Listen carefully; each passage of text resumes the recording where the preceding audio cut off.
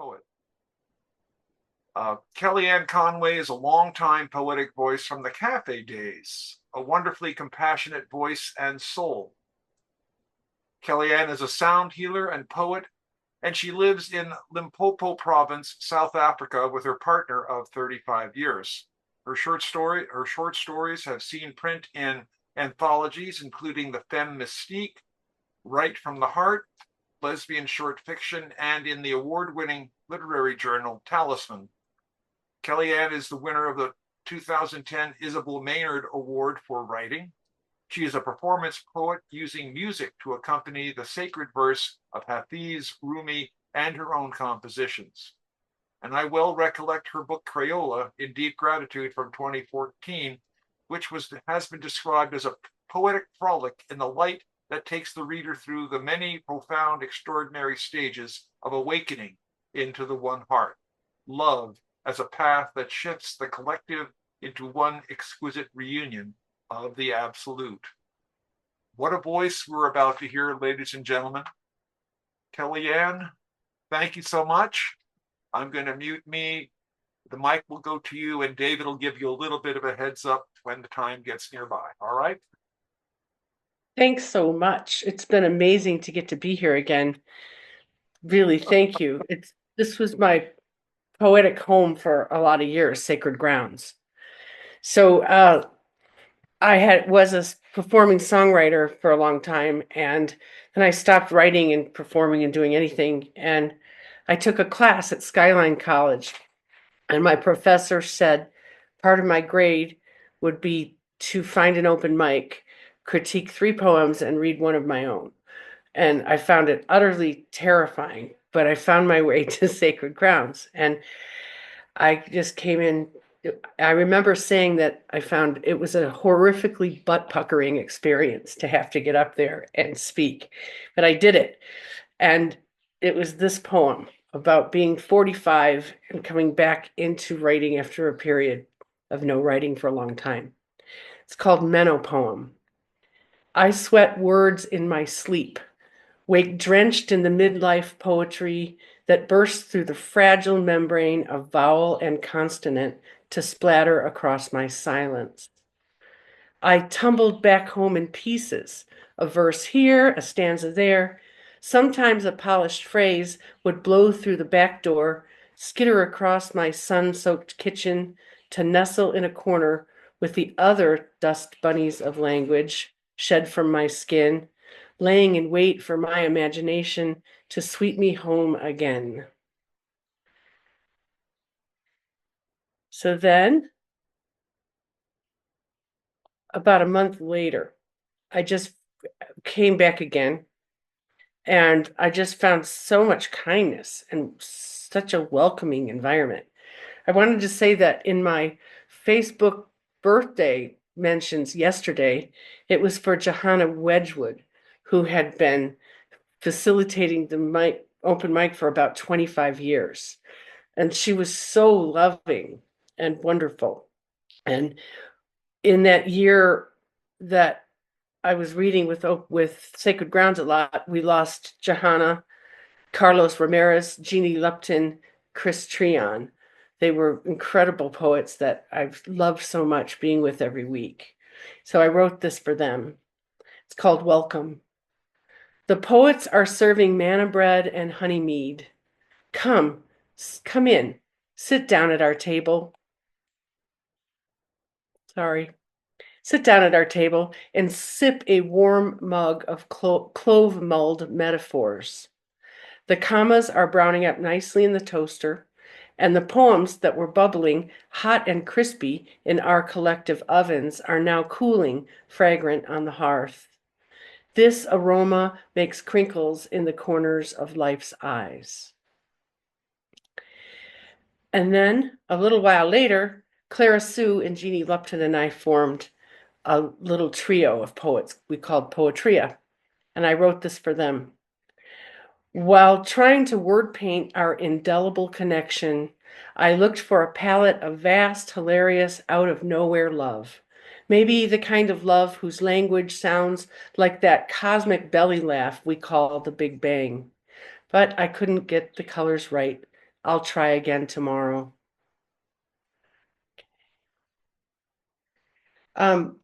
So thank you.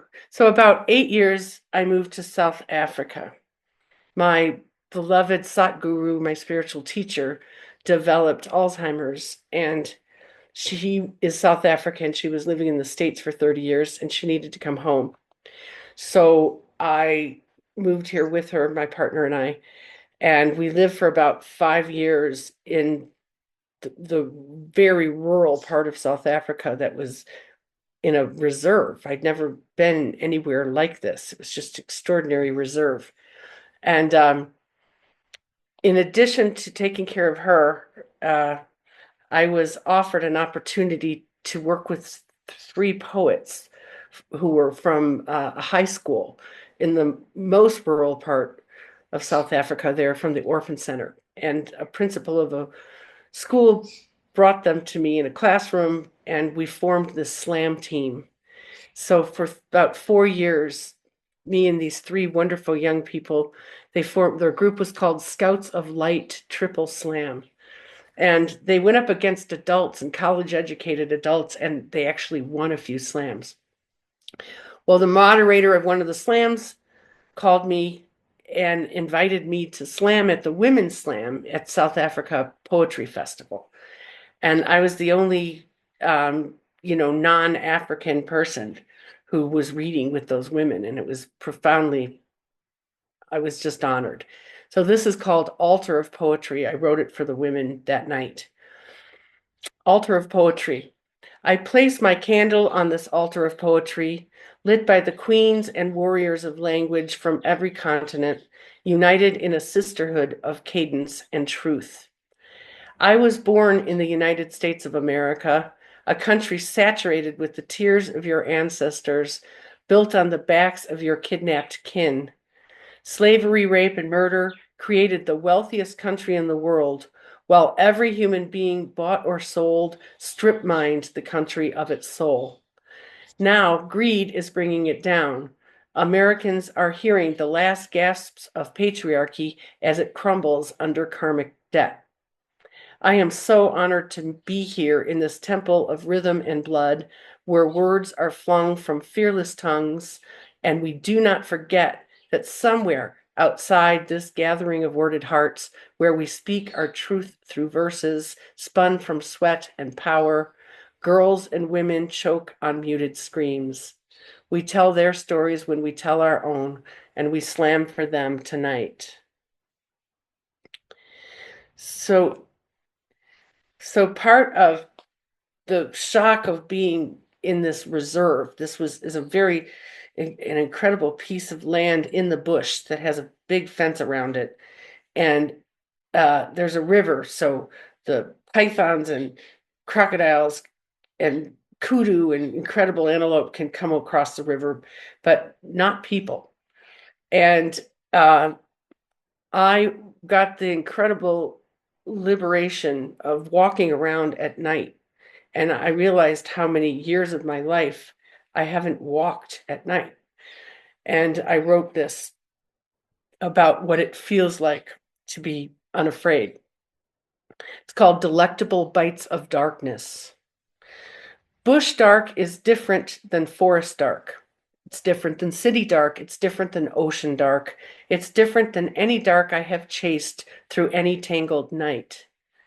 Bush wind whistles through tall grass differently than through low grass or even crabgrass, different than any other wind that leaves its leaves and twigs on our welcome mat.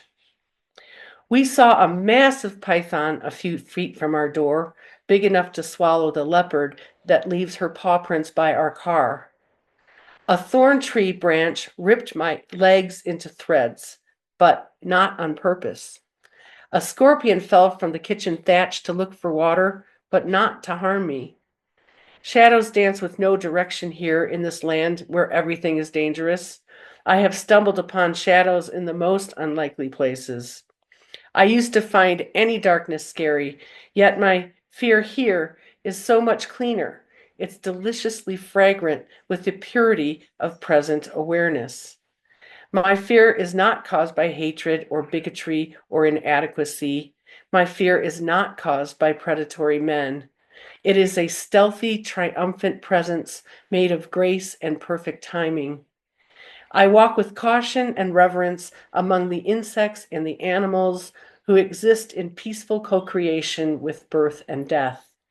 None of them want to rape, to destroy, to break, or humiliate the female half of their species or mine. We all just want to eat and drink.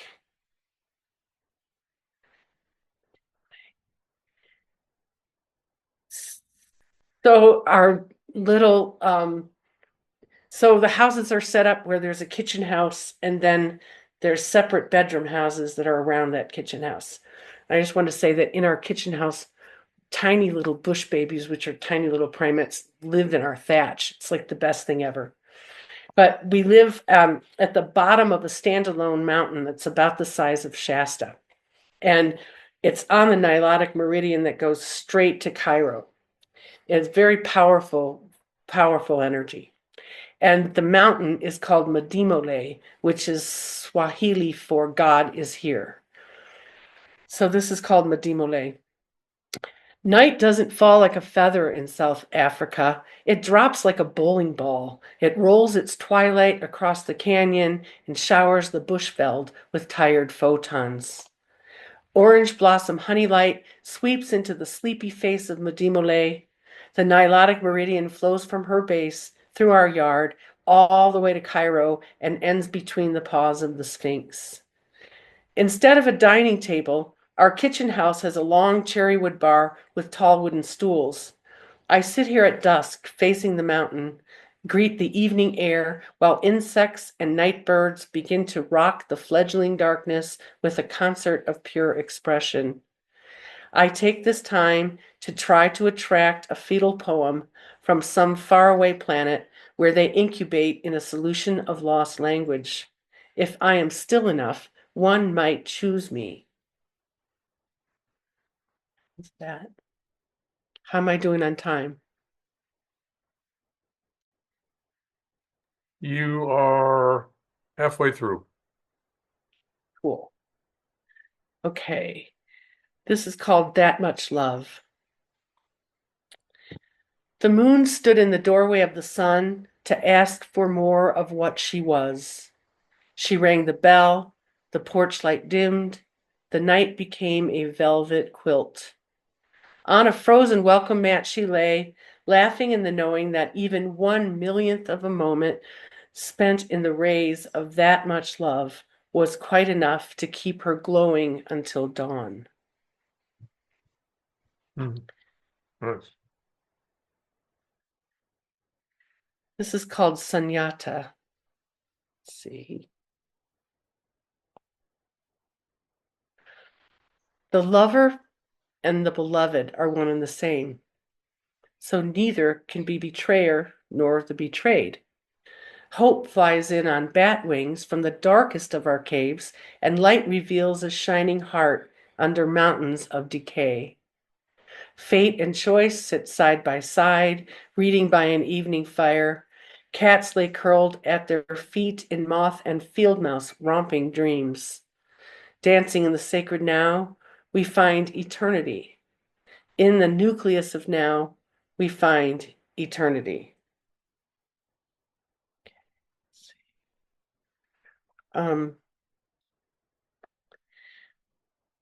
As a sound healer, I had an opportunity to go to Egypt. I was brought to Egypt 4 times to make sound in the temples. And one of those occasions, I got to bring my partner. And this is a poem I wrote called Night Train from Cairo. Remember that time that we made love on the night train from Cairo to Luxor?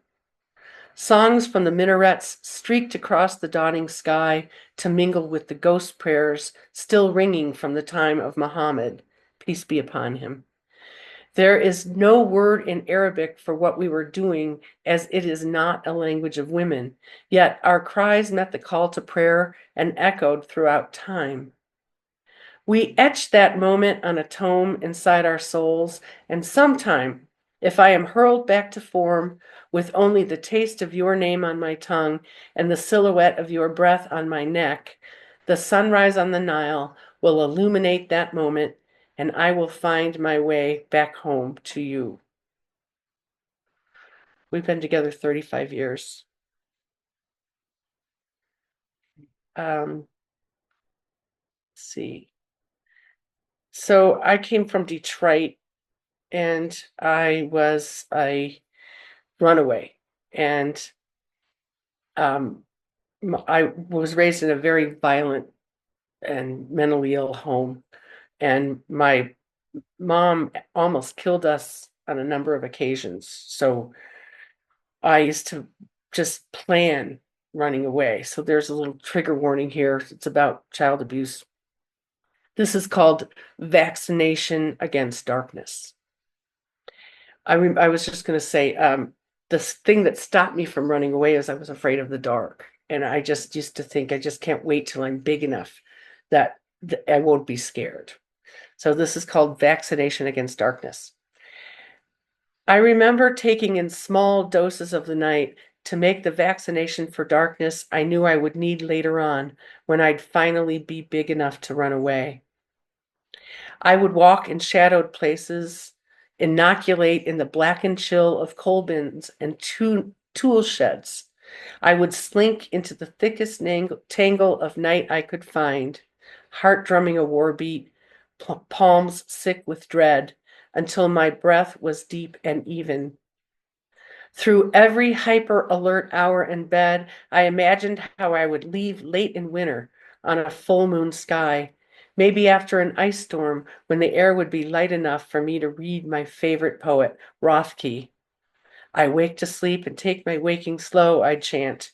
And Frankenstein's werewolves, vampires, and mummies would cringe from the guardian icicle trees. Sometimes to practice, I would sing Christmas carols into my pillow while I planned my escape. I could almost hear my red rubber boots crunching rhythm in the snow, while the angels I had heard on high would guide me safe at last.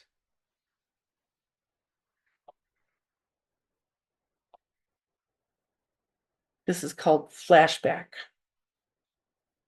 Flashback. The sustenance of memory comes from the midnight dreams, where ghosts chow down on soul tartare and drink from ice-cold need. The thin line of existence wavers bleary to the eye, and microscopic shards of truth fly past and wave goodbye.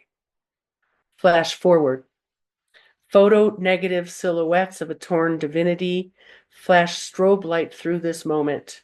I scattered them onto this page. They are now something else.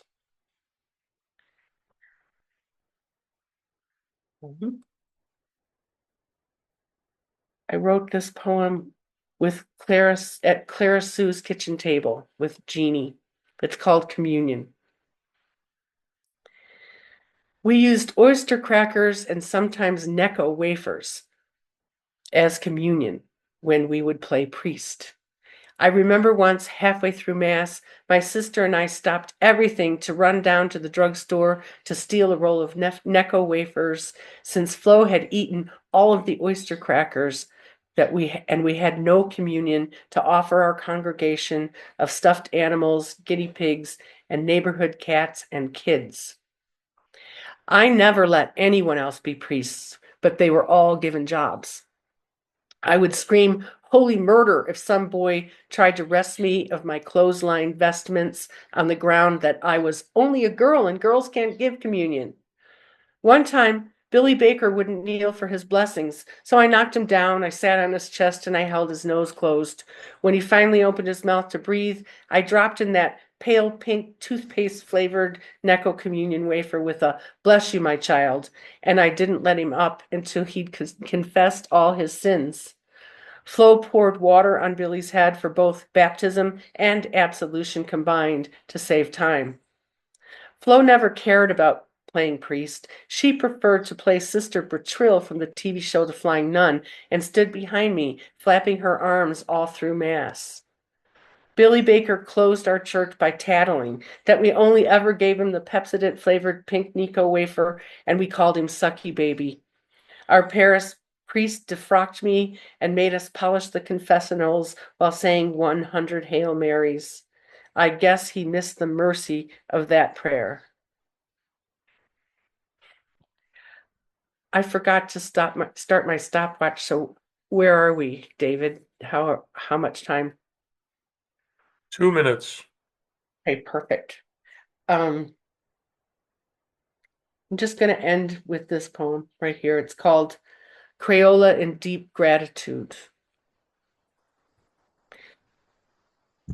The language of a newly loved being is wordless. It contains only hues like gray fog billowed through lavender or marsh green with streaks of rain. I want to sketch this breaking open of a heart, and there's a crayon in my head called Crane and Riverbed, and one called Snow on Cypress, but none to tint the silver sounds of ice cracking, and none to color that sacred sense of essence that permeates the presence of love.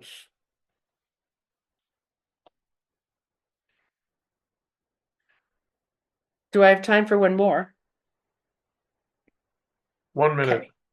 All right. This is called Skyline, and I wrote it for my writing class and brought it to Sacred Grounds. I gathered talent, I slathered art on the wounds down in my soul. The aloe of the printed page, the iodine of sweet refrain, the bandage Janis Joplin sang made the broken whole.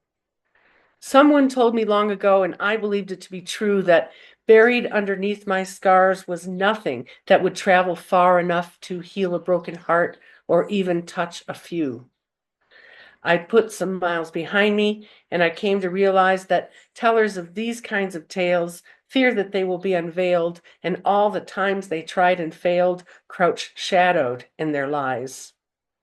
I found the fallout shelter where I stowed my war-torn dreams, nestled in a gilded box with feathers, shells, and special rocks. 1,000 different tiny locks contained their muted scream. Thank you so much. It was really fun to do this. Oh, unmute, ladies and gentlemen, please. What was that? Oh my God, so awesome. Wonderful poetry. Thank you. Really, it's Beautiful. fun. Wow. Wow. Fantastic. Fantastic. Yeah. I've heard Oh. you many times, Kellyann, at a Poetry Express, but it's not a surprise, but it's always astounding to me when a poet comes to Sacred Ground and they get 20 minutes instead of 4 or 5, and it's an exponential explosion. We get to really feel the depth of their humankind. Thank you. Thank you, and I remember you well, David. That's your problem. What? That's a good line.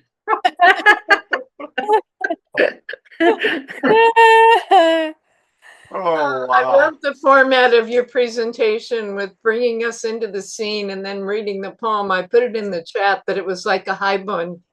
It was wonderful. Thanks. Yeah, it was really good. Beautiful, beautiful work.